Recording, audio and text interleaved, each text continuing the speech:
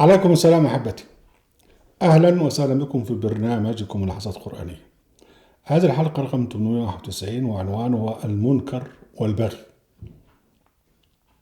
في موضوع النهي عن المنكر وبالتالي النهي عن البغي. قد يقول قائل احنا قلنا أن التحريم هو حق لله جل وعلا وحده، لكن هناك أشياء تستحق التحريم ولكنها ليست ضمن ما حرمه الله. مثلا نقول بقى المخدرات، نقول كذا، في حاجات تستدعي التحريم. طب نعمل معها ايه؟ نحن نقول ان التحريم هو حق لله جل وعلا، هو الذي يملك حق التحريم. من حق الدولة الإسلامية من خلال جهازها التشريعي أن تقوم بحظر، مش بقى تحريم، بحظر أشياء. وحتى احنا سنتعرض ممكن إلى أن هناك فيه واجب مفروض، وهناك فيه حرام، وما بينهما مباح. هذا المباح يستحق نوعا من التنظيم. فالدولة الإسلامية من خلال جهازها التشريعي في ضوابط تشريعية، من ضمنها بقى أن تتدخل بالتشريع في المنطقة ما بين الحرام وما بين الواجب، هي منطقة المباح أو الحلال. وفي منها بقى ترى أنه فيه ضرر، تبقى تصدر قرار مش بالتحريم ولكن بالحظر، تستعمل ألفاظ تانية. ورعت أمثلة. التدخين ضار بالصحة، هو حر، واحد بيدخن مع نفسه هو حر، لكن واحد بيدخن بقى في وسط المجتمع مغلق في حجرة مغلقة هو بيضر غيره. فهنا بقى تتدخل الدولة في إن منع التدخين في الأماكن العامة، منع التدخين في الأماكن المغلقة، في الطائرات، في دور السينما إلى آخره. هنا بقى تتدخل بقى بالحظر، ما تقولش تحريم. ليه بقى؟ لأن هذا المدخن يبغي على الناس، وهذا البغي بقى من جزء منه لا يخضع لأن هو يكون محرم. مثلا واحد بيرفع صوت الردوي إلى درجة عالية، هو لفظيا يبغي على الناس، زي المدخن الذي هو لفظيا يبغي على الناس. فبالتالي نقفل احنا البتاع او نوطيه، ويصدر بذلك مثلا ان قرار او قانون الى اخره. فما اريد ان اقوله ان هناك بغي لفظي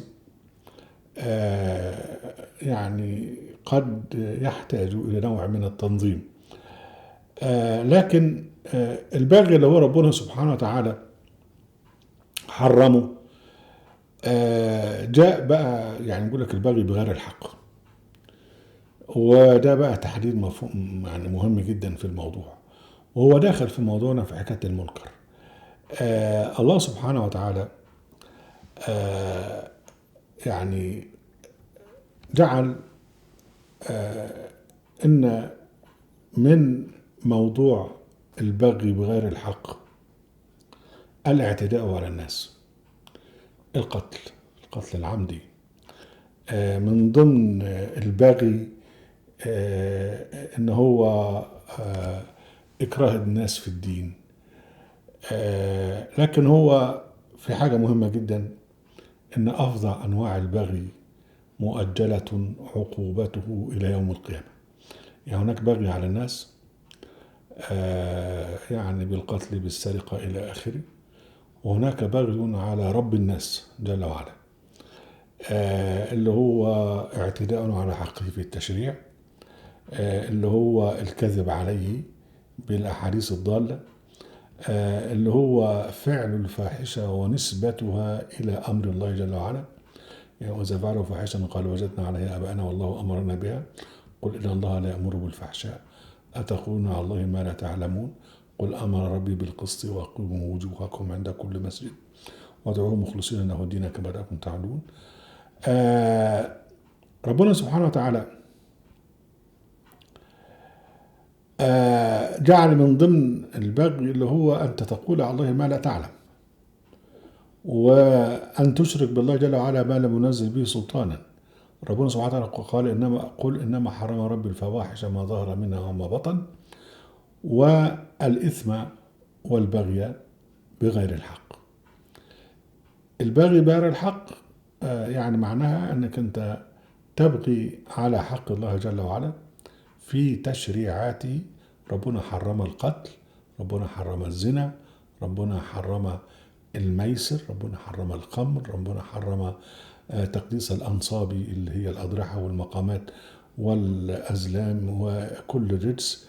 فأنت تفعل هذا وتجعل هذا دينا، أنت كده تبغي على الله بغير الحق.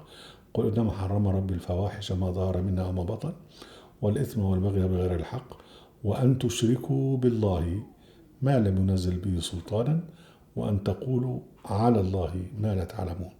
يعني أن تشركوا بالله ما لم ينزل به سلطانا هذا بغي يقع فيه المحمديون جميعا، من أول ما شارتهم لا إله إلا الله وحطوا محمد إلى جانب الله وأنا محمد رسول الله، وينسوا بقى بقية الأنبياء ويرفعون محمدا فوق درجة الأنبياء، يعني يؤلهونه ويجعلون الشهادة بيننا شهادة واحدة، يقول يعملوها شهادتين، يقول لك أشهد أن لا إله إلا الله وأن محمدا. طب هو النبي لما كان بيشهد كل أشهد أن لا إله إلا الله وأن محمدا رسول الله، والله يقول وأنني رسول الله. يعني طبعا ده كله بغي. بعد كده البغي بعد ما تقدس محمد وتعبده وتعمل له حج إلى المدينة وتعمل له المسجد وتعمل له كذا، بعد كده يعني يجري بقى توسيع دائرة الألوهية.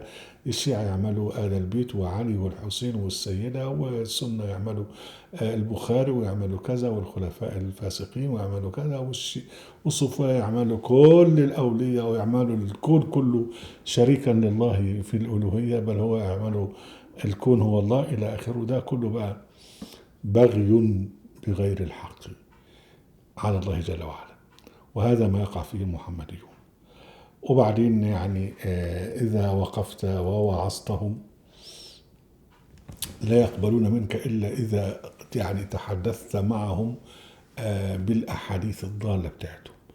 لو أنت ذكرت الله وحده جل وعلا اشمأزت قلوبهم، وإذا ذكرت الذين من دوني إذا هم يستبشرون. هذا هو البغي وهذا هو المنكر، لكن هذا المنكر أصبح هو المعروف. احنا بعد لما دخلونا السجن بعض الناس كان سنة 87، بعض الناس كانوا خطباء في مساجد، فقالوا خلاص يعني احنا مش عدنا يعني هنهاجم الأحاديث، بس هنخطب بالقرآن بس ومش هنتعرض للأحاديث، يعني نعملوا نوع من أنواع يعني الكومبرومايزنج، يعني حاجة متوسطة كده. فرفضوا، قال لك لازم تقول أحاديث. ليه؟ لأن هذه الأحاديث دي عندهم اللي هي تعتبر يعني منكرة من القول وزورة، أصبحت عندهم هي المعروف، هو المتعارف عليه عندهم. فانقلب المعروف أصبح منكرا، وانقلب المنكر وأصبح معروفا. هذا الانقلاب هو البغي، هو البغي على رب العزة جل وعلا وعلى دينه. أهلا وسهلا بكم أحبتي في برنامجكم العظات القرآنية وفي قناة أهل القرآن في موقع أهل القرآن. لا تنسوا المشاركة بشير ولايك، وعليكم السلام.